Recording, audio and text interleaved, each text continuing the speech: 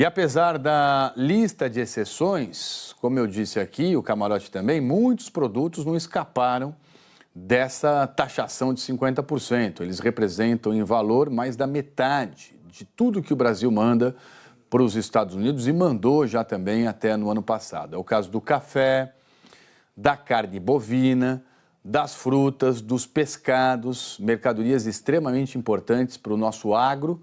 E por isso, empresários, cooperativas, pequenos, médios, grandes produtores acreditam que até 6 de agosto a gente não pode arredar pé da mesa de negociação. Tem que tentar até o último minuto do segundo tempo, até na prorrogação, né, reverter esses 50%. Então, em relação a isso, eu vou conversar com o presidente da Associação Brasileira das Indústrias de Pescados, o Eduardo Lobo. Eduardo, obrigado aqui pela sua presença. Bom fim de tarde, na medida do possível. Eu sei que o seu setor não tem dormido, já tem um bom tempo, né? Desde o quê? Segunda semana de julho, quando o Trump veio com essa carta-bomba do tarifaço.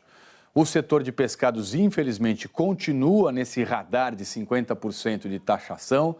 É um setor que exporta 70% do que produz para os Estados Unidos. Então, eu pergunto ao senhor, o que é que o setor está fazendo diante da insistência desses 50%?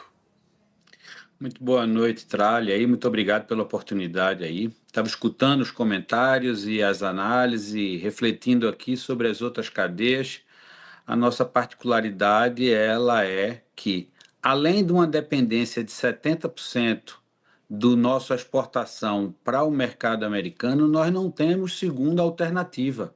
Nós temos um embargo para o mercado comum europeu, que seria o nosso segundo mercado, que permanece. Então, ou a gente exporta para os Estados Unidos, nesse momento, 70% do que exportamos de pescados, ou a gente vai parar. Isso já foi informado ao governo em diversas oportunidades, com cartas ao presidente da República, com carta ao ministro Haddad, com carta ao vice-presidente Alckmin.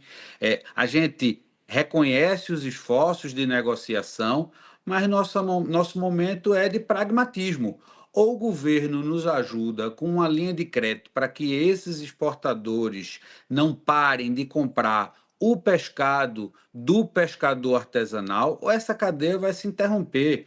Quando se fala no compromisso de preservação de emprego, a gente está falando aqui de 4.500 empregos de chão de fábrica, 20 a 25 mil empregos diretos dos pescadores artesanais, e indiretamente essa cadeia é mais de 100 mil empregos. A gente tem que lembrar da piscicultura, os pequenos piscicultores que dependem da exportação para os Estados Unidos, porque, por exemplo, no caso da tilápia, mais de 90% de tudo que a gente exporta desse pescado é para os Estados Unidos. Escutei também comentários de que devemos pressionar os importadores para que eles pressionem o governo e ajudem nessa negociação. No caso do pescado, isso não existe. Por quê? O nosso competidor, que é a América Central e o Caribe, tem um pescado similar ao nosso, muito mais competitivo. Então, ninguém vai comprar mais caro porque a gente está pressionando. Vai comprar em igualdade de preços. A prioridade é do Brasil, pela qualidade, pelo histórico de parceria, pela segurança alimentar. Mas comprar mais caro do Brasil, ninguém vai comprar, nenhum importador americano vai comprar, e quem vai sofrer inicialmente vão ser os pescadores artesanais, que não vão ter para quem vender e, consequentemente, toda a cadeia produtiva.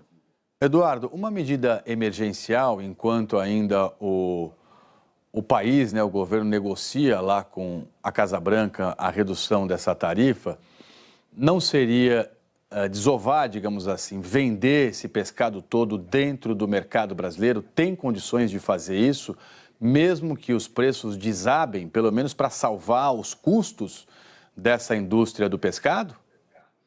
Não tem viabilidade, não 100%, né? Óbvio que uma ou outra espécie vai conseguir se vender dentro do mercado nacional, mas são espécies específicas, são capturas específicas para o mercado americano. A gente está falando de 2 milhões de quilos de lagosta, a gente está falando de mais de 4 milhões de atuns especiais, a gente está falando de mais de 2 milhões e meio de pargo. Esses são pescados de valor agregado alto, que não fazem parte do consumo e a gente não tem como forçar o pescador artesanal a arcar com um desconto no preço de compra da sua produção, porque senão ele não consegue nem pagar o gelo, nem o óleo diesel. São pescarias que demandam um custo elevado de armação dessas embarcações.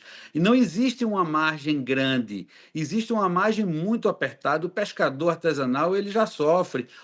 Essa cadeia de exportação de pescados não é uma cadeia que você tem uma margem para negociar 20, 30, 40% para cima ou para baixo. Então, escoar no mercado interno é uma proposta inicialmente que se pensa, mas ela não consegue solucionar o problema das empresas de exportação de pescados e muito menos dos pescadores e piscicultores. Então, o que o senhor está dizendo aqui é que não tem saída. Se não derrubar essa tarifa de 50%, o setor vai quebrar. E aí, então, eu pergunto ao senhor: a saída emergencial é o governo ajudar o setor de pescados. E de que maneira que o senhor avalia que o governo deveria ajudar? É linha de crédito? É uma grana emergencial já para cobrir os custos?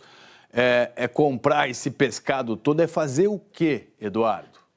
Trali, é o seguinte, o pescado ele tem 24 meses de validade depois de industrializado sob serviço de inspeção federal.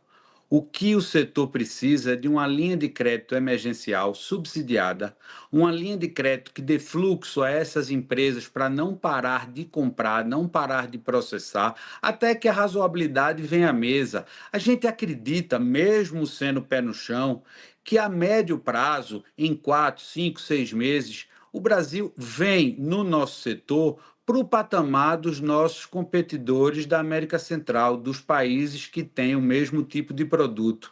Isso seria suficiente para que a máquina não pare. Não estamos falando de muito dinheiro, não estamos falando de dinheiro a fundo perdido, apenas que tenha uma linha para os exportadores, para que eles suportem guardar o produto, continuar comprando, continuar processando, ter tempo para buscar mercados alternativos, porque você não fecha uma porta e abre outra imediatamente.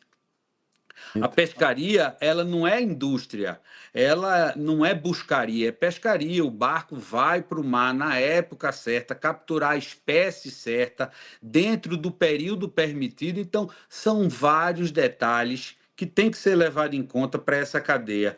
Então, o que o setor pragmaticamente quer é uma linha de crédito subsidiada, uma linha com juros baixos, para que o setor possa tomar essa linha no mercado. O governo pode trabalhar como um fundo garantidor, garantindo a liquidez para que os bancos privados e os bancos públicos possam repassar essa linha de crédito a esses exportadores e eles se manterem até que a gente encontre uma alternativa comercial ou competitividade em taxas igualitárias à América Central. Eduardo Lobo, quero agradecer muito a sua presença aqui ao vivo. Estamos todos aqui na torcida para que vocês, né, para que os senhores, o setor consiga sair dessa enrascada com toda a ajuda necessária para manter, né, especialmente os empregos e os negócios funcionando. Tá bom? Muito obrigado e até uma próxima oportunidade.